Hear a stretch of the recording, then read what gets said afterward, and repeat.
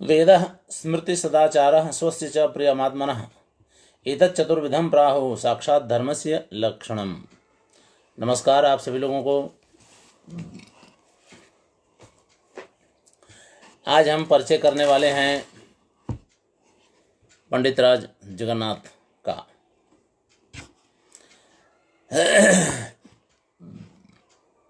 पंडित राज जगन्नाथ कई दृष्टियों से बड़े ही महत्वपूर्ण आचार्य हैं, न केवल अलंकार शास्त्रीय आचार्य के रूप में बल्कि अन्य कई तरह से।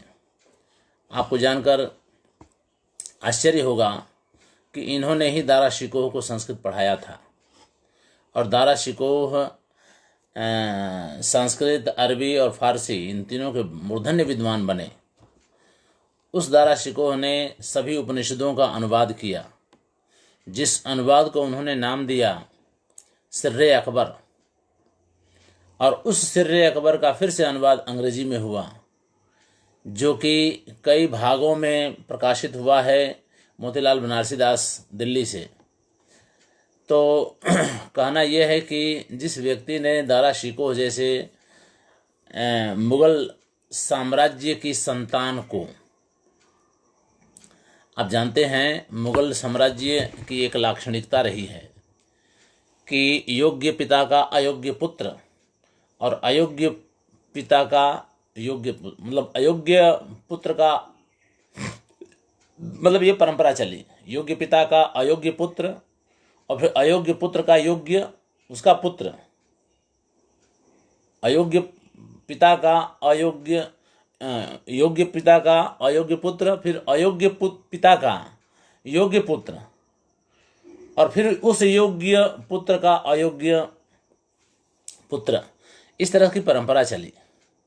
तो ऐसे चार भाइयों में दारा शिकोह सबसे बड़े थे और सबसे छोटे औरंगजेब थे। तो बड़े अच्छे पंडित थे, उनकी हत्या कर दी गई। अन्य कारण बहुत सारे हैं, वो इतिहास की बात है। हमें तो वे संस्कृत सीखे इन्हीं पंडित राज जगन्नाथ से, इससे मतलब है। अप्पय दीक्षित के बाद पंडित राज जगन्नाथ का नाम आता है। वैसे ये दोनों समकालीन और दक्षिण भारत के परस्पर प्रतिद्वंद्वी विद्वान रहे हैं। पंडित राज जगन्नाथ के पिता का नाम पेरू भट्ट तथा माता का नाम लक्ष्मी देवी था। ये तैलंग ब्राह्मण थे। यूँ इनका जन्म दक्षिण भारत में हुआ था, किंतु इनका यौवन दिल्ली के शाहजहां बादशाह के यहाँ बीता था।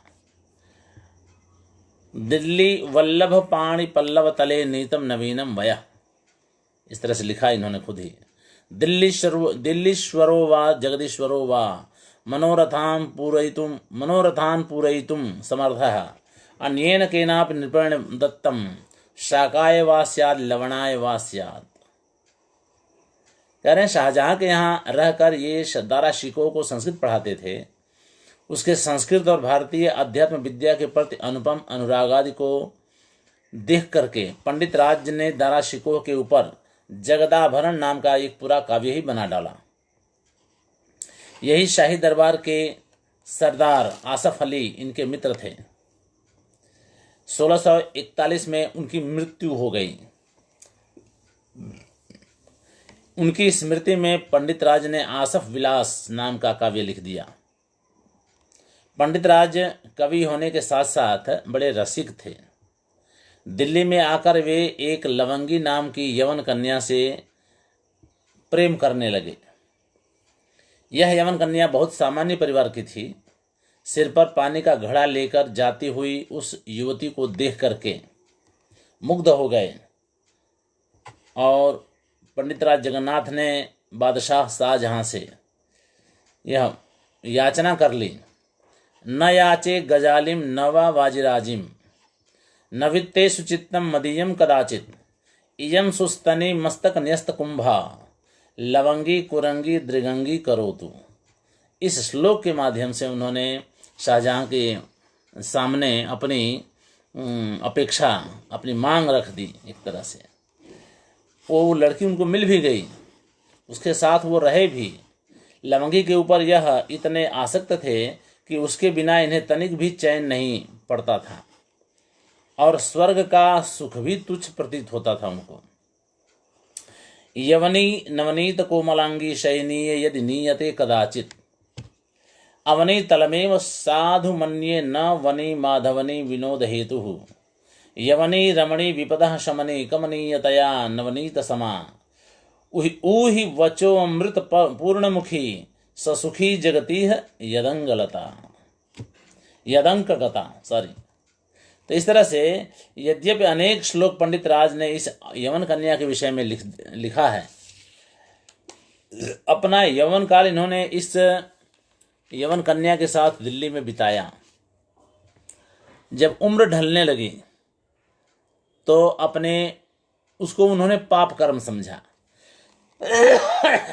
यवन कन्या के साथ बिताए हुए अपने जीवन को उन्होंने पाप कर्म से जोड़कर देखा और उसका प्रायश्चित करने के लिए मधुपुरी मध्य हरि से वियते, यह कह करके इस सूक्ति के अनुसार वे मथुरा आकर कृष्ण की आराधना करने लगे। और उसके बाद फिर अंत में काशी आ गए और वहाँ पंचगंगा घाट पर बैठ करके गंगा की स्तुति में उन्होंने गंगा लहरी लिखी। कहते हैं कि गंगा लहरी का एक एक श्लोक भक्ति भाव से वे गाते जाते थे और गंगा उनके एक एक कदम उनके पास आती जाती थी, या यूं कहें कि ये नीचे उतरते जाते थे, गंगा के नज़दीक चलते जाते थे।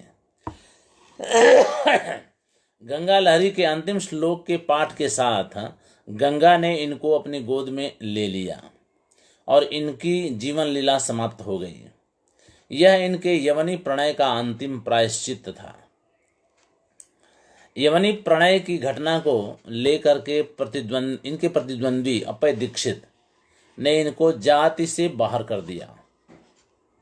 इसलिए ये अप्पय दीक्षित से बहुत क्रुद्ध रहते थे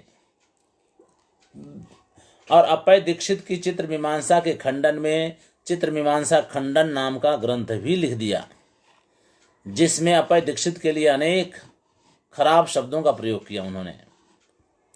पंडित राज जगन्नाथ ने बहुत से ग्रंथों की रचना की, जिनमें भामिनी विलास, अब देखिए ये भामिनी विलास, भामिनी उनकी शायद पत्नी भी थी ऐसा कहा जाता है, तो उसी के नाम पर इन्होंने यह ग्रंथ लिखा था।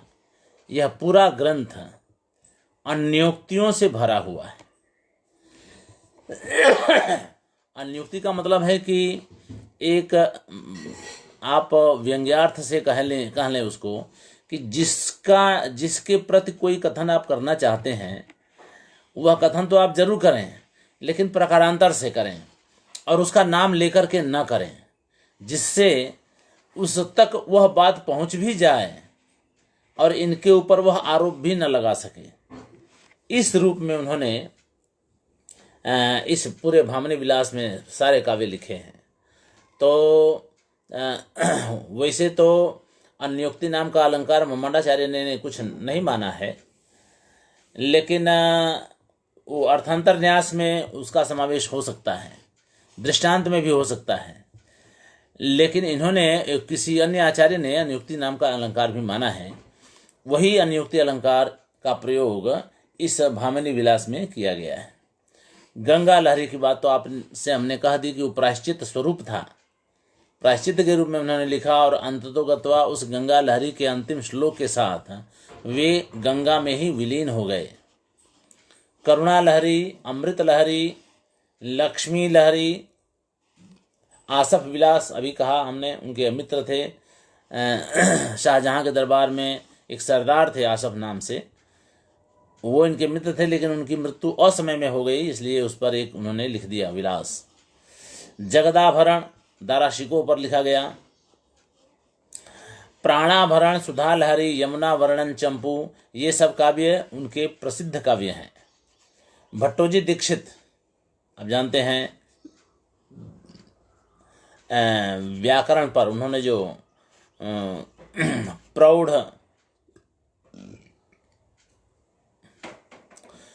जो दीक्षित की मनोरमा के खंडन में मनोरमा कुछ मर्दन नाम का व्याकरण ग्रंथ भी इन्होंने लिखा। तो अलंकार शास्त्र के संबंध में इन्होंने जो ग्रंथ लिखा है उसका नाम है रस गंगाधर। यह बड़ा प्रौढ़ और विद्वत्तापूर्ण है। आप जानते हैं रस गंगाधर जल्दी कोई सिलेबस में नहीं रखता है, इसलिए कि वह इतना क्लिष्ट है कि विद्वानों के लिए भी पढ़ना कठिन है। इसलिए कि इतने पारिभाषिक न्याय शास्त्र के पारिभाषिक शब्दावली का इतना प्रयोग उसमें किया है उन्होंने कि भाषा सरल तो है ही नहीं बिल्कुल। और आपको जो वो कहना चाहते हैं काव्य के बारे में जो बातें बताई हैं, उन काव्य की बातों को समझने से पहले न्याय शास्त्र की पारिभाषिक शब्दावली को गंभीरता से समझना पड़ेगा, तब जाकर के रस गंगाधर को आप समझ पाएंगे। ये है उसकी ये क्लिष्टता है, बहुत ही क्लिष्ट है ग्रंथ है। तो इसलिए जल्दी रखते होंगे, हम ये नहीं करें, पर हमारे वहाँ तो नहीं है। तो ये है उसकी स्थिति। यह बड़ा प्रौढ़ और विद्वत्तापूर्ण ग्रंथ है। इसमें सारे उदाहरण इन्होंने स्वयं अपने बनाकर दिए हैं। पंडित राज जगन्नाथ ने ही उदाहरण भी बनाए हैं। आपने देखा मम्मटाचार्य जैसे प्रकांड विद्वान प्रसिद्ध विद्वान आचार्य भी दूसरे ग्रंथों से उदाहरण दिए हैं, लेकिन इन्होंने एक आध आचार्य और भी हैं जिन्होंने अपने ही उदाहरण बनाए हैं। इन्होंने भी अपने ही उदाहरण बनाए हैं हर नियम के लिए। इस बात का उल्लेख करते हुए उन्होंने लिखा है, निर्माय नूतम उदाहरणानुरूपम काव्यम मयात्र निहितम न परस्य किंचित किम सेव्यते सुमनसाम मनसापि गंधः कस्तूरिका जनन शक्ति भृता मृगेण। ठीक है भाई, जिसके कस्तूरी पेट में ही हो वो क्या किसी फूल का सुगंध सूंघने के लिए जाएगा? क्या जरूरत है उसको। किंतु दुर्भाग्य की बात है कि पंडित राज का यह यह ग्रंथ अधूरा है। रस गंगाधर अधूरा है, पूरा नहीं है। इसमें केवल 2 आनन हैं, अध्याय कहिए आनन है। प्रथम आनन में अन्य सब काव्य लक्षणों का खंडन करके रमणीयार्थ प्रतिपादक शब्द काव्यम, यानी रमणीय अर्थ के प्रतिपादक शब्द को उन्होंने काव्य कहा। तो इसमें शब्द और अर्थ दोनों आ गया। यानी शब्द तो ऐसा हो जो अर्थ का प्रतिपादक हो। किस तरह के अर्थ का? तो रमणीय अर्थ के। तो रमणीय अर्थ के प्रतिपादक शब्द का नहीं, रमणीय अर्थ के प्रतिपादक शब्द को काव्य कहा जाता है, ये बात कही है उन्होंने। काव्य के हेतुओं में प्रतिभा को ही उन्होंने मुख्य हेतु ठहराया है। मम्मटाचार्य ने शक्ति, निपुणता और अभ्यास 3 को हेतु बनाया, और तीनों को का सम्मिलित रूप करके एक ही हेतु, यदि हेतु न तो हेतवा, ऐसा करके। पर इन्होंने तो केवल प्रतिभा यानी शक्ति को ही काव्य का हेतु माना। बाकी 2 चीज़ों को वो उपात्त यानी आप अध्ययन करके अभ्यास करके खुद विकसित कर सकते हैं। प्रतिभा अगर नहीं होगी तो कभी नहीं बन सकते हैं। इसलिए एकमात्र हेतु उन्होंने प्रतिभा को ही माना है। उत्तमोत्तम, उत्तम, मध्यम तथा अधम, ये 4 प्रकार के उन्होंने काव्य बनाए। मम्मटाचार्य ने कितने बनाए? 3, उत्तम, मध्यम और अधम। इन्होंने कहा उत्तमोत्तम यानी उत्तम में से भी उत्तम, और दूसरे नंबर पे उत्तम, उसके बाद मध्यम और चौथा अधम। ये 4 काव्य के भेद बतलाए हैं उन्होंने। द्वितीय आनन में ध्वनि के भेदों को दिखलाकर अभिधा तथा लक्षणा का विवेचन किया है। उसके बाद 70 अलंकारों का वर्णन किया है। आप जान लीजिए 61 अलंकार मम्मटाचार्य ने दिए हैं, इन्होंने 70 अलंकार दिए। उत्तरालंकार के विवेचन के बाद यह ग्रंथ बीच में ही समाप्त हो गया है। अब ये दूसरे आनन में ही भी अधूरे पर ही, आधे पर ही कह लीजिए, या अधूरा ही समाप्त हुआ है। रस गंगाधर पर नागेश भट्ट की गुरु मर्म प्रकाशिका टीका प्रकाशित हो चुकी है।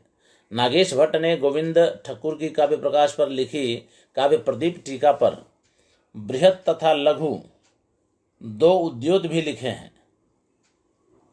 उदाहरण दीपिका मम्मट के ग्रंथ का विवरण है। उन्होंने अपय दीक्षित के कुवलयानंद पर भी अलंकार सुधा तथा विषम पद व्याख्यान षट पदानंद टीका भी लिखी है। भानुदत्त की रसमंजरी की प्रकाश टीका तथा रस तरंगिणी व्याख्या भी नागेश भट्ट ने लिखी है। ये तो नागेश भट्ट का भी परिचय हो गया साथ साथ। तो इस तरह से हम देख रहे हैं कि पंडित राज जगन्नाथ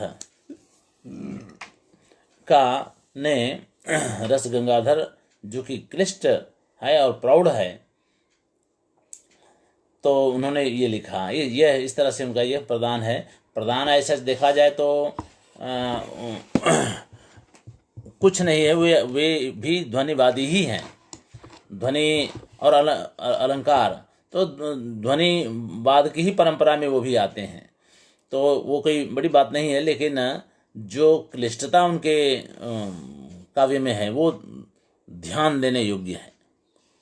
अगले आचार्य हैं आशाधर भट्ट।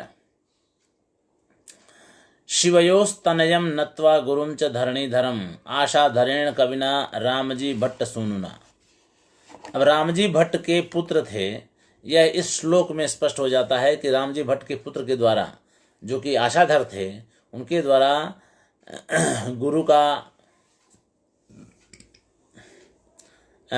शिवयोः तनयम, ठीक है, गणेश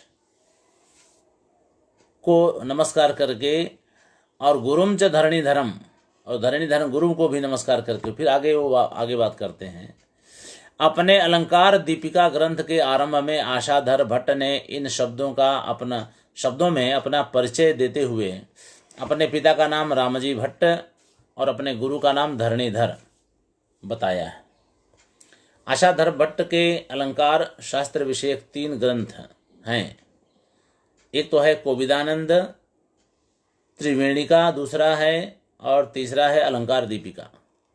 ये ग्रंथ अभी तक प्रकाशित नहीं हुए हैं, देखे भी नहीं गए हैं, कहीं मिला भी नहीं है, किंतु इनका जो विवरण हस्तलिखित ग्रंथों की सूची आदि में दिया गया है, उससे विदित होता है कि कोविदानंद तथा त्रिवेणिका ग्रंथ शब्द शक्ति के विषय पर हैं। त्रिवेणिका में अभिधा, लक्षणा, व्यंजना तीनों वृत्तियों का निरूपण होने से इनको त्रिवेणिका कहा जाता है। इन तीनों शक्तियों का उपयोग प्रधानतया कौन करते हैं, इसका विवेचन करते हुए ग्रंथकार ने लिखा है। कह रहे शक्तिम भजन्ति सरला लक्षणाम चतुरा जना,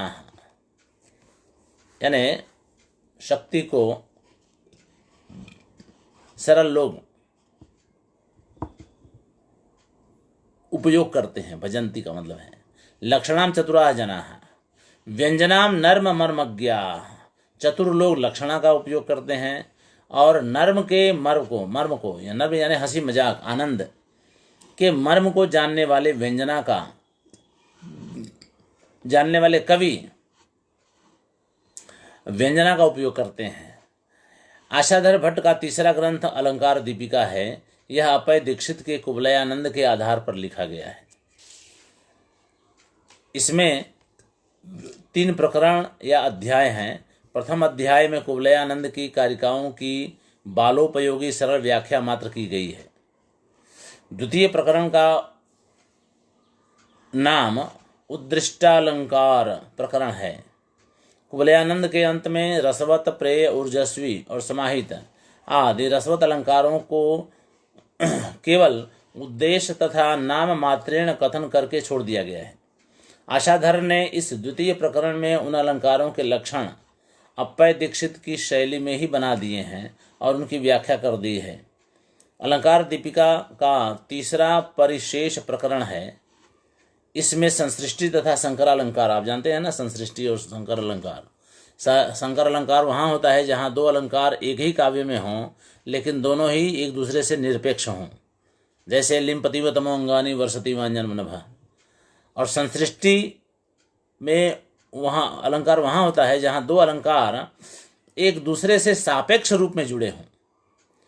तो वही कह रहे हैं कि संसृष्टि और संकर अलंकार के 5 भेदों का निरूपण किया गया है। इसकी कारिकाएं भी आशाधर ने स्वयं बनाई हैं। जयदेव के चंद्रालोक में अलंकारों की संख्या 100 थी। अब देखिए, अलंकारों की संख्या भी 100 जयदेव ने मानी है। इन्होंने तो नहीं, उन्होंने 70 मानी है, पंडित जगन्नाथ ने। उसके आधार पर लिखे गए कुवलयानंद में अपय दीक्षित ने 24 अलंकार और बढ़ा दिए, यानी 124 कर दिए। 124 अलंकार उन्होंने बना दिए। आशाधर भट्ट की अलंकार दीपिका में अलंकारों की संख्या 125 हो गई है। तो अप्पय दीक्षित देखिए क्या हुआ, जयदेव ने 100 अलंकार कहे, मम्मटाचार्य ने 61 बनाए, पंडित राज जगन्नाथ ने 70 बनाए, जयदेव ने 100 और आशाधर भट्ट ने अप्पय दीक्षित ने 124 और आशाधर भट्ट ने 125 संख्या कर दी अभी तक। ये अप्पय दीक्षित के बाद हुए हैं, इसलिए इनका समय 18वीं शताब्दी में निश्चित किया गया है। अलंकार शास्त्र विषयक इन 3 ग्रंथों के अतिरिक्त अद्वैत विवेक तथा प्रभापटल ये 2 और ग्रंथ भी आशाधर भट्ट ने लिखे थे। इन आशाधर भट्ट के 400 वर्ष पूर्व आशाधर नाम के एक जैन विद्वान भी हुए हैं 14वीं शताब्दी में, पर इस आशाधर भट्ट से उनका कोई संबंध नहीं है। ठीक है, इसलिए वो दोनों अलग अलग हैं। नरसिंह कवि अगले आचार्य हैं। नरसिंह कवि ये 18वीं शताब्दी के हैं। इनका अलंकार शास्त्र विषयक एक ही ग्रंथ मिलता है, उसका नाम नंज राज यशोभूषण है। यह ग्रंथ विद्यानाथ के प्रताप रुद्र यशोभूषण के आधार पर लिखा गया है। अंतर यह है कि यह राजा की स्तुति में नहीं अपितु मैसूर राज्य के मंत्री की स्तुति में लिखा गया है। नंजराज 18वीं शताब्दी में मैसूर राज्य के मुख्यमंत्री थे। राज्य का सारा अधिकार उन्हीं के हाथ में था, इसलिए नंजराज ने उन्हीं को अपना आश्रयदाता मानकर नंज राज यशोभूषण नामक इस अलंकार ग्रंथ की रचना कर दी नरसिंह कवि ने।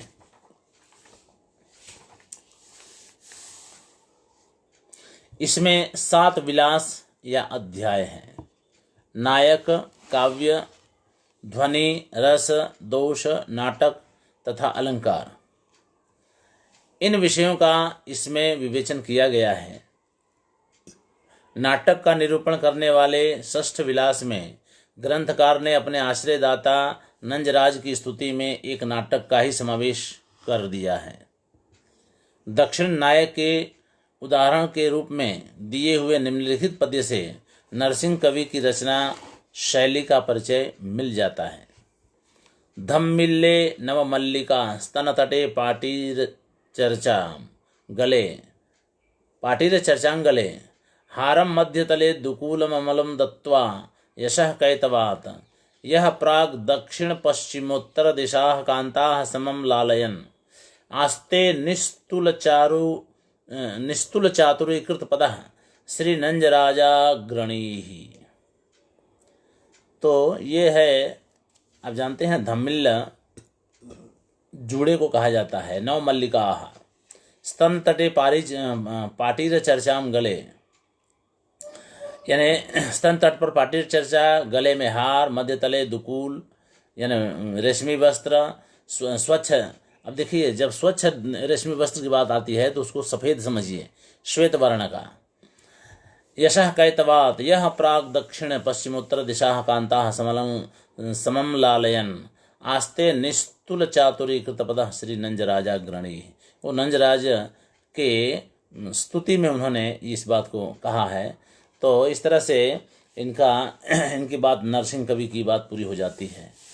और संस्कृत में भाषा में अलंकार शास्त्र विषयक जितने भी अब तक आचार्य हुए हैं उन सब में अंतिम आचार्य हैं विश्वेश्वर पंडित, और इनका वास्तविक नाम था विश्वेश्वर पांडे। आप जानते हैं पांडे क्यों कहा जाता है? पंडा एक शब्द है जिसका अर्थ होता है बुद्धि। तो पांडे यानी पंडा अस्त्यस्य इति पांडेय। अब ढक प्रत्यय लगा इसमें, तो ढक का यण आदेश होता है तो पांडेय शब्द बन जाता है। ठीक है, तद्धितेषु वचाम आदेश से। अब पंडित कहिए, अच्छा तो पंडित भी क्यों बना? इसी शब्द से बना है। पंडा अस्त्यस्य इति पंडिता और पंडा अस्त्यस्य इति पांडेय, दोनों बनेगा इसी विग्रह के साथ में।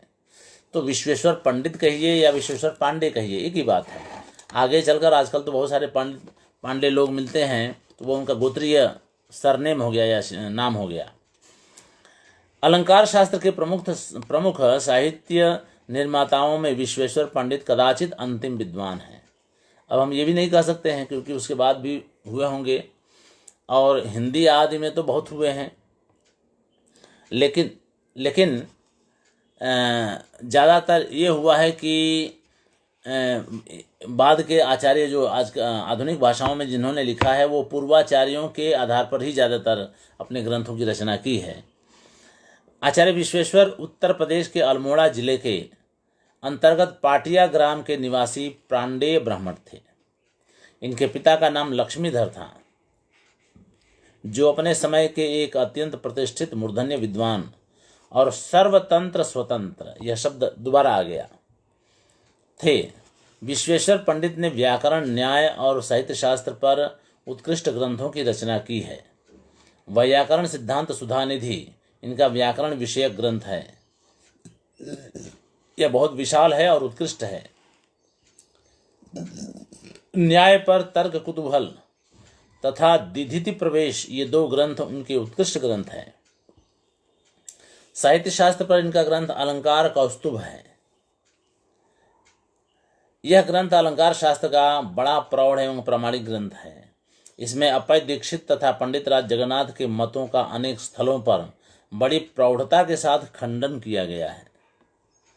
इसके अतिरिक्त अलंकार मुक्तावली, अलंकार प्रदीप, रस चंद्रिका और कविंद्र कंठाभरण, ये 4 ग्रंथ और भी हैं।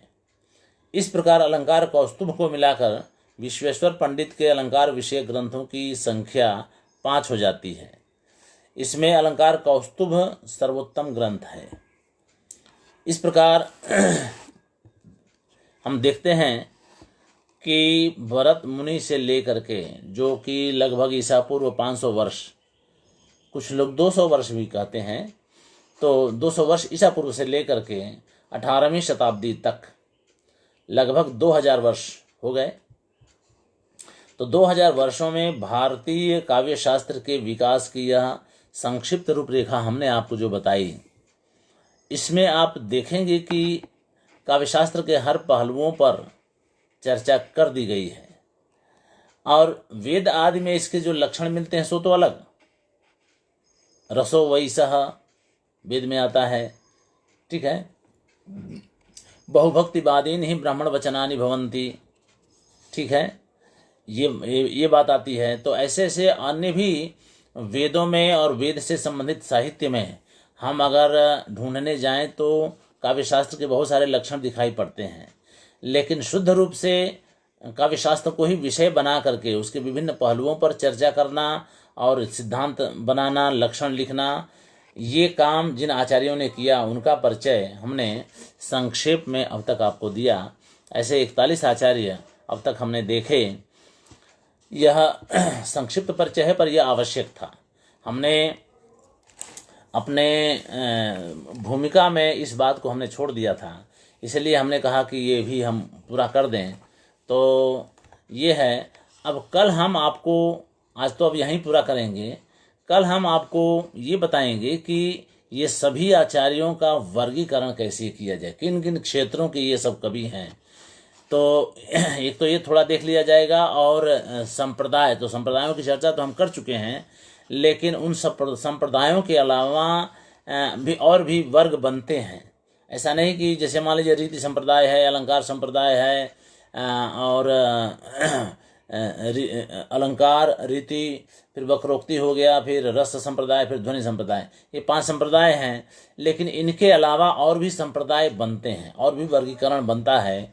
अब इसकी चर्चा हम कल करेंगे। बस आज अब इतना ही रखेंगे, ठीक है। बहुत बहुत धन्यवाद, नमस्कार।